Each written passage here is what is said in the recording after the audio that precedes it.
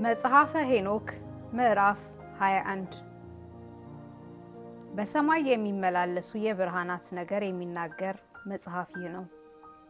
አንዱም አንዱ በየወገናቸው እንዳሉ፣ አንዱም አንዱ በየዘመናቸውና በየስልጣናቸው፣ አንዱም በየመውጫቸውና በየስማቸው ከኔ ጋር ያለ መሪያቸው የሚሆን የከበረ መልአኩ ኡርኤል ባሳየኝ በየወራታቸው ጸንተው እንዲኖሩ የሚናገር መጽሐፍ ይህ ነው።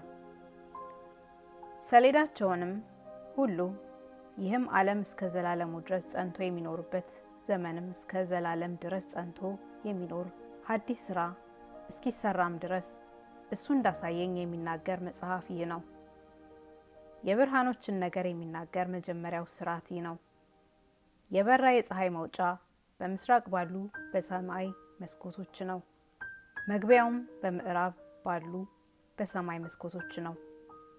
ፀሐይ የሚወጣባቸው 6 መስኮቶችን አየሁ። ፀሐይም የሚገባባቸው ቦታዎች 6 መስኮቶችንም አየሁ። ጨረቃም በእነዚያ መስኮቶች ይወጣል ይገባል።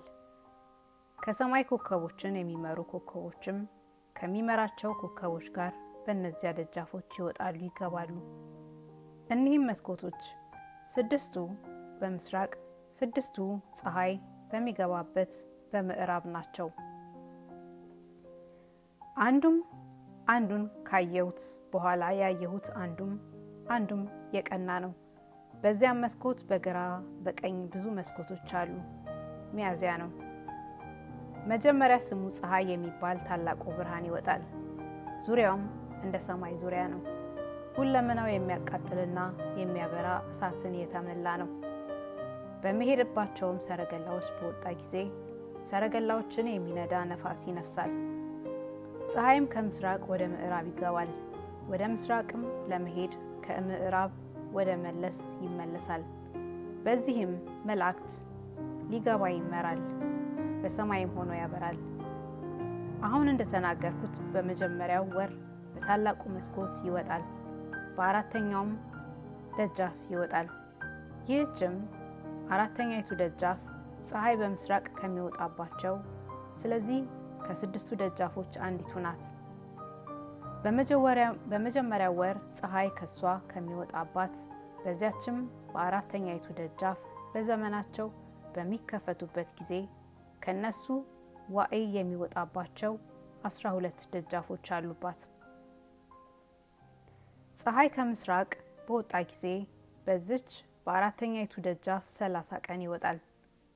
በሰማይ ካለው መግቢያ በአራተኛይቱ ደጃፍ አቅንቶ ይወርዳል። በእነዚያም ወራት እስከ 30 ቀን ድረስ ቀኒቱ ከቀን ትረዝማለች፣ ሌሊቱም ከሌሊት ታጥራለች። በዚያችም ቀን ቀኒቱ ከሌሊቱ 2 እጅ ትበልጣለች። ጠንቅቀው ቢቆጥሯት ቀኒቱ 10 ክፍል ትሆናለች፣ ሌሊቱም 8 ክፍል ትሆናለች። ፀሐይም ከዚች ከአራተኛይቱ ደጃፍ ይወጣል፣ በአራተኛይቱም ደጃፍ ይገባል። 30 ቀን በምስራቅ ወዳለችው ወደ 5ኛይቱ ይመለሳል። ከሷም ወጥቶ በ5ኛይቱ ደጃፍ ይገባል። ያን ጊዜም ቀኒቱ 2 እጅ ትበልጣለች፣ ቀኒቱም 11 ክፍልን ትሆናለች። ሴቲቱም ታጥራለች፣ ሌሊቱም ታጥራለች፣ 7 ክፍልንም ትሆናለች። ፀሐይም ወደ ምስራቅ ይመለሳል፣ ወደ 6ኛይቱም ደጃፍ ይገባል። የጳጉሜ ቀኗ ከራሷ ጋር ስለሆነች በ6ኛይቱ ደጃፍ 31 ቀን ይወጣል ይገባል። በዚያችም ቀን ቀኒቱ ከሌሊቱ ትረዝማለች፣ ቀኒቱም የሌሊቱ እጥፍ ትሆናለች፣ ሌሊቱም 12 ክፍልን ትሆናለች። ሌሊቱም አውራ 6 ክፍልን ትሆናለች። ሰኔ ቀኒቱ ታጥር ዘንድ ሌሊቱም ትረዝም ዘንድ ፀሐይ ወደ ሰማይ ዳርቻም ይመለሳል። ፀሐይም ወደ ምስራቅ ተመልሶ ወደ 6ኛው መስኮት ይገባል፣ ከሷ ይወጣል። 30 ቀን በምዕራብ ይገባል። 30ም ቀን ከተፈጸመ በኋላ ጠንቅቆ ቢቆጥሩት ቀኒቱ 1 ክፍል ትጎድላለች፣ ቀኒቱ 11 ክፍል ትሆናለች። ሌሊቱም 7 ክፍል። ፀሐይም ከስድስተኛይቱ መስኮት ከምዕራብ ወጥቶ ወደ ምስራቅ ይሄዳል። 30 ቀን በአምስተኛይቱ መስኮት ይወጣል። በሚገባበት በአምስተኛይቱ መስኮት ዳግመኛ በመግቢያው ይገባል። በዚያችም ቀን ቀኒቱ 2 ክፍል ታንሳለች፣ ቀኒቱም 10 ክፍል ትሆናለች፣ ሌሊቱም 8 ክፍል ትሆናለች። ፀሐይም ከዚያች ከአምስተኛይቱ መስኮት ይወጣል፣ በሚገባባት በአምስተኛይቱ መስኮት ይገባል። የጳጉሜ ቀኗ ገብታ ስለተቆጠረች በአራተኛይቱ መስኮት 31 ቀን ይወጣል፣ በመግቢያዋም ይገባል። በዚያችም ቀን ቀኑ ከሌሊቱ ጋር ይተካከላል፣ የተካከለም ይሆናል። ሌሊቱ 9 ክፍል ይሆናል። ፀሐይም ከዚያች ከአራተኛይቱ መስኮት ይወጣል፣ በመግቢያውም ገብቶ ወደ ምስራቅ ይመለሳል። በሦስተኛው መስኮት 30 ቀን ይወጣል፣ በሦስተኛው መስኮት በምዕራብ ይገባል። በዚያች ቀን አንዲቱ ሌሊት ከአንዲቱ ሌሊት እስከ 30 ቀን ትበልጣለች፣ አንዲቱም ቀን ከአንዲቱ ቀን እስከ 30 ቀን ታጥራለች። ጠንቅቆ ቢቆጥሩት ሌሊቱም 10 ክፍል ይሆናል፣ ቀኑም 8 ክፍል ይሆናል።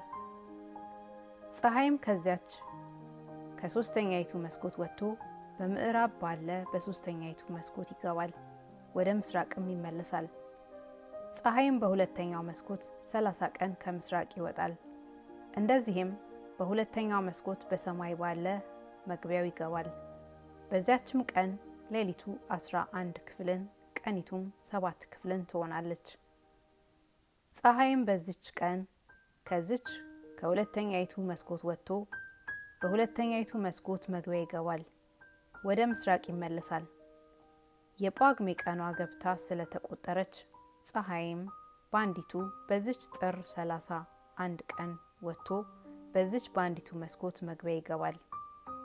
በዚያችም ቀን ሌሊቱ ከቀኒቱ ትረዝማለች፣ ቀኒቱም 2 እጥፍን ትሆናለች። ጠንቅቀው ቢቆጥሩ ሌሊቱ 12 ክፍል፣ ቀኒቱ 6 ክፍል ትሆናለች። ፀሐይም መስኮቶችን ጨረሰ።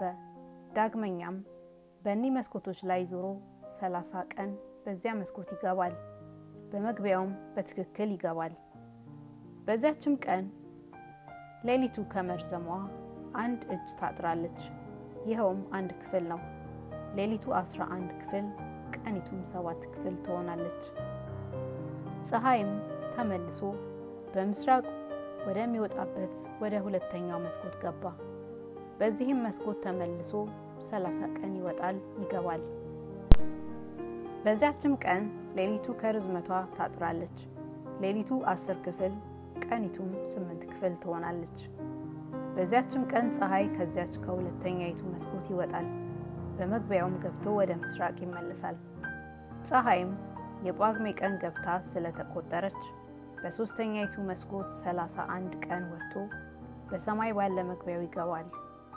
በዚያችም ቀን ሌሊቱም ታንሳለች፣ ሌሊቱም 9 ቀኒቱም 9 ክፍል ትሆናለች። ሌሊቱም ከቀኑ ጋር ይተካከላል። ዓመቱም ጠንቅቆ ቢቆጥሩት 334 ቀን ይሆናል።